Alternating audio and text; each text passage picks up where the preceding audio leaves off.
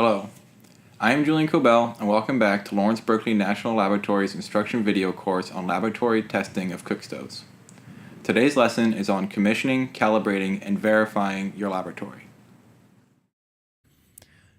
In the previous videos, we outlined laboratory design principles and testing procedures to help ensure that accurate and repeatable data is collected during cookstove testing.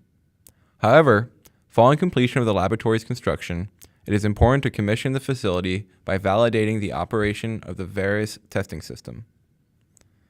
There are four main aspects of laboratory operation that should be validated during the commissioning process, and regularly checked thereafter over the course of the laboratory's general operation. First, ensure that the sample duct flow is fully mixed and uniform. Second, validate and calibrate duct flow rate measurements. Third, measure and validate gravimetric sample flow rate. And finally, fourth, verify that all instruments are properly calibrated according to the manufacturer's recommendations. Let us start by discussing the procedure for verifying that the sample duct flow is fully mixed and uniform. When cookstove emissions are captured by the hood, they are diluted with clean room air. The resulting diluted flow gets mixed inside the duct prior to sampling by the emissions instruments, such as gas analyzers. The duct flow sampled by the analyzers should not be biased towards polluted emissions from the stove or cleaner room air. Instead, we want the flow to be fully mixed and representative of the emissions generated by the cookstove. In order to verify that the flow is fully mixed, a tracer gas is released into the hood. We recommend using CO or CO2 as a tracer gas. This is because your laboratory must include gas analyzers for measuring these species as part of its normal operation, and thus a separate analyzer will not be required for validation purposes alone. Using CO as a tracer gas is preferable to CO2 because it should have negligible atmospheric background concentrations.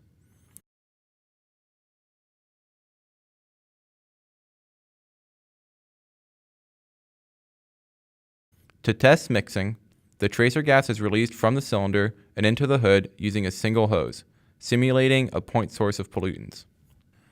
Transverse measurements of the tracer gas concentration are then collected at the dedicated sampling port. A probe is inserted into the sampling port that can slide freely while still ensuring that there are only minimal leaks into the ducting system. The sampling probe is moved up and down along the cross-sectional diameter of the duct at intervals of roughly 2 centimeters. At each measurement location across the transverse of the duct, the concentration of tracer gas is logged for about 1 minute. We discuss this procedure in detail in a report linked in the description of this video. This process is repeated from the bottom to top wall of the duct. If the flow is fully mixed, the concentration should be constant from one duct wall to the next. If transverse concentration measurements vary, this indicates that turbulent mixing in the duct must be increased. This can be achieved by 1. Decreasing the duct diameter, or 2. Increasing the duct flow rate. Some labs place mixing baffles upstream of the sampling port to increase mixing, but we do not recommend this. Baffles may remove particles from the exhaust stream, resulting in measurement errors and messy maintenance. If CO2 is used as the tracer gas, the concentration and volumetric flow rate of gas released into the hood must be sufficient to ensure that the concentration measurements at the sampling port are well above the concentration of CO2 in ambient air. We recommend achieving duct concentrations of CO2 that are greater than 1500 ppm. Otherwise, the user is simply measuring fully mixed ambient CO2 concentrations, rather than validating turbulent mixing of the gas released. This mixing validation should only be repeated to validate any changes made to the ducting system, such as changing the duct flow rate, and does not need to be repeated regularly.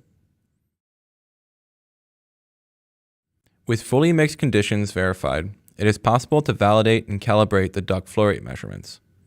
Duct flow rate measurements are needed to calculate the total mass of harmful pollutants emitted during the cookstove test cycle, and are often the largest source of uncertainty or error in the emissions metrics generated.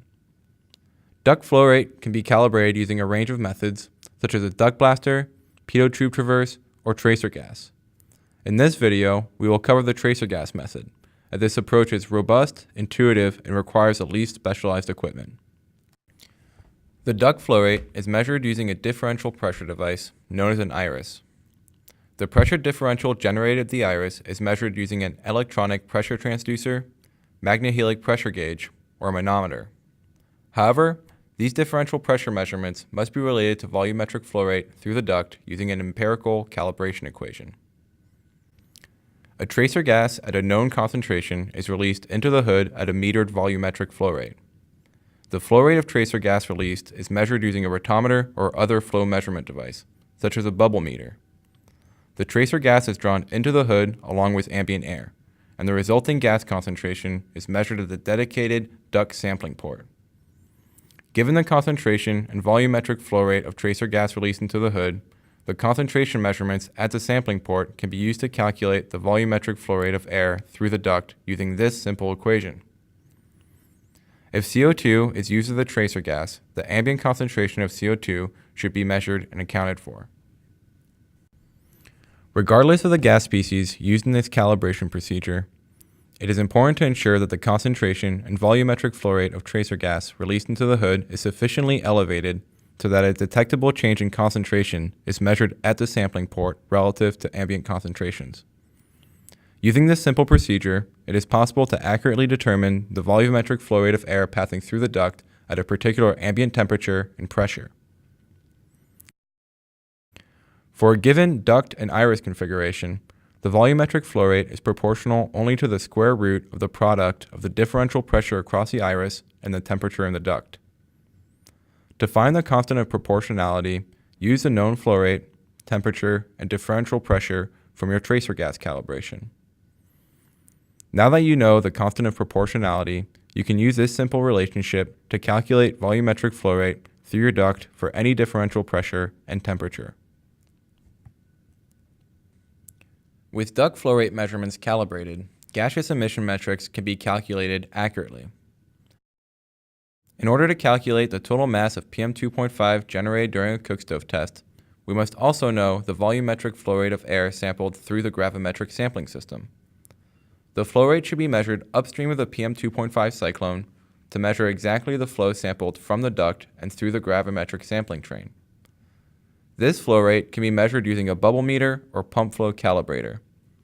It should be noted that the flow rate through the gravimetric sampling train is often defined by the cyclone used, so it should be checked that the measured flow rate corresponds to the nominal flow rate for the PM2.5 cyclone in the system. Although the calibrations of the duct and gravimetric flow rates are conducted in the laboratory, most instruments are simply calibrated by the manufacturer.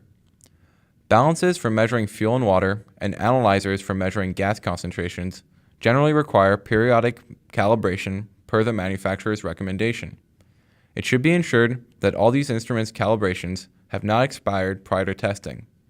If instruments are due for calibration, they should simply be returned to the manufacturer regardless of how well the instrument is currently operating. In another video, we discuss your laboratory's quality insurance plan, which helps to ensure that equipment is properly maintained. Here is a summary of the laboratory commissioning, calibration, and verification procedures that we discussed during this video. 1. It should be verified that the duct flow sampled by the emissions analyzers is fully mixed and uniform. A tracer gas is released into the duct and transverse concentration measurements are taken at the sampling port. If the tracer gas concentrations are not constant throughout the duct traverse, turbulent mixing must be increased. 2. An empirical calibration equation must be developed to convert differential pressure measurements from the iris to the volumetric flow rate of air flowing through the duct. A tracer gas is released into the duct at a known flow rate and concentrations are measured at the sampling port. Using simple calculations, a calibration equation is developed and adjusted for duct flow rate temperature. 3. Measure the flow rate of air sampled by the gravimetric system. Ensure that this flow matches the nominal flow rate of the cyclone used. And finally, 4. All instrument calibrations must be up to date. Instruments with calibrations that have expired should be sent to the manufacturer. Thank you. I'm Julian Cobell from Lawrence Berkeley National Lab, and join us for our next instructional video on laboratory testing of cookstoves.